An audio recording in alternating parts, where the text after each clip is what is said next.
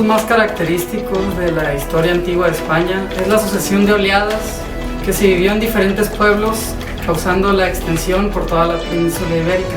Tras la caída del Imperio Romano, los suevos, los vándalos y los alanos conquistaron la península, siendo derrotados rápidamente por los visigodos. A comienzos del siglo VIII, los árabes se introdujeron por el sur, llegando a conquistar la península ibérica, excepto un baluarte del norte, siendo trampolín para la reconquista que no logró culminar hasta 8 siglos más tarde.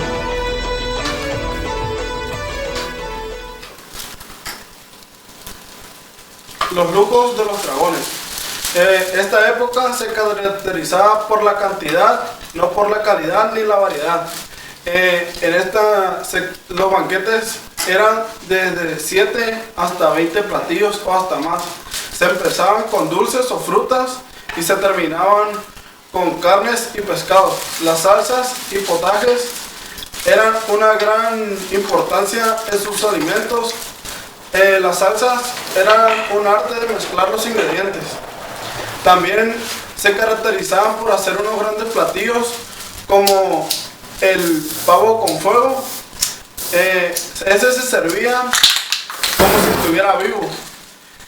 También en sus banquetes se servían los asados y las frutas como las naranjas, limones, fresas, cerezas y entre otros.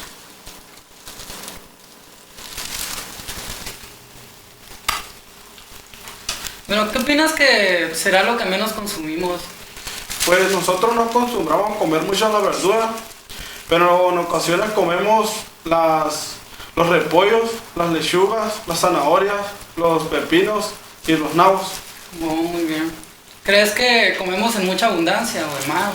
Es que tenemos un derroche de carne, que nos encanta comer la carne, como la del conejo, el cabrito, el cornero y también el pescado fresco, que es como la sardina salada, que quiere decir que es el atún salado. En 1469, nuestro matrimonio de Fernando de Aragón y yo, Isabel de Castilla, preparó un camino creciente para la unión de dos pueblos, formando así una gran prosperidad para España, ya que durante su reinado Granada era la única fortaleza que tenía en aquellos días, y siendo conquistada por nosotros en 1492. Y en este mismo año, las carabelas enviadas por mí y comandadas por Cristóbal Colón pudieron descubrir América.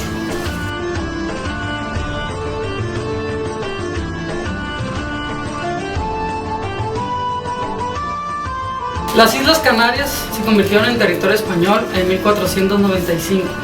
Se afirmó así la hegemonía de España en el Mediterráneo, incorporándose el detrimento de Francia con la conquista del reino Nápoles.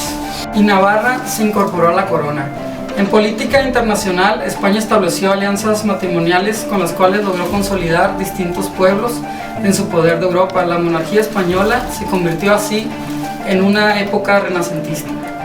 Lo anterior significó un gran desarrollo para la gastronomía y la economía de España. Su gastronomía se fue enriqueciendo gracias a los múltiples intercambios no solo de productos, sino también de cocineros que viajaban de una corte a otra. En la época de los reyes católicos, la bebida por excelencia era el vino. Se consideraba sana, tanto solo o mezclado con agua. También gustaban de los hidromieles y las sidras. A partir del siglo XIV se introduce a España la tradición de tomar películas, una bebida preparada con vino, miel o azúcar, jengibre, clavo, canela y pimienta negra. En esa época se le concedía gran importancia a la nieve. Beber frío se vuelve una moda entre la clase elegante. En España se empezó a utilizar el azúcar mucho antes que en toda Europa. Se consideraba un artículo de lujo. Los monarcas fueron siempre muy golosos. Los pasteleros, confiteros y bizcocheros tuvieron que trabajar arduamente para saciar sus gustos.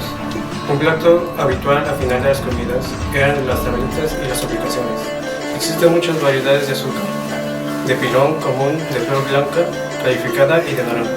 Los pasteles hojaldreros, el mazapán, la mermelada y los pastelillos de yema. Una de las peculiaridades de la cocina medieval y del Renacimiento español es el abundante uso de las especias.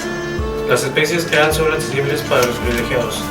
Entre ellas se encontraban la pimienta, la canela, el jengibre, el clavo, el azafrán, las almendras, la nuez moscada, el cardamomo, el paraíso, la flor de macis.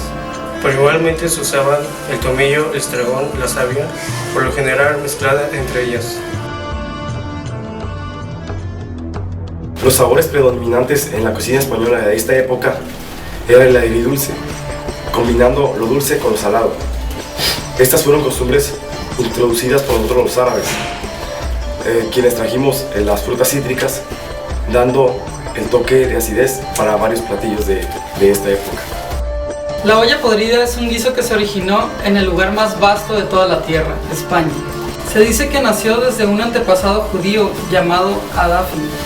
Este guiso propio de los judíos españoles hasta el siglo XV se preparaba el viernes poniendo en una olla de barro garbanzo, alubias, arroz, verduras, carne de vacuno y de cordero, huevos enteros, aceite y ciruelas pastas. Se dejaba cocer durante toda la noche para comerlo bien caliente en Sabbat. Originalmente era llamada olla poderida, que significaba olla de los poderosos, refiriéndose a los ingredientes poderosos que tenía, ya que era un verdadero imperio de carnes, legumbres y hortalizas, ingredientes a los que solo los pudientes tenían acceso. El manjar blanc o el manjar blanco fue un platillo que España impuso a toda Europa. Se trataba de una comida de cuchara, que era una delicadeza para el paladar. Era una crema espesa compuesta de pechuga de gallina, nuez, arroz, almendras y azúcar, o sea, de ingredientes de origen árabe. Nunca faltó en ningún libro de recetas de origen medieval en aquella época. Este platillo fue vendido en las calles como manjar blanquero, siempre tibio o caliente, pero nunca frío. En el futuro, el manjar blanco va a ser considerado un platillo frío, conservados sus ingredientes como almendras, harina de trigo y el azúcar, pero va a perder la carne.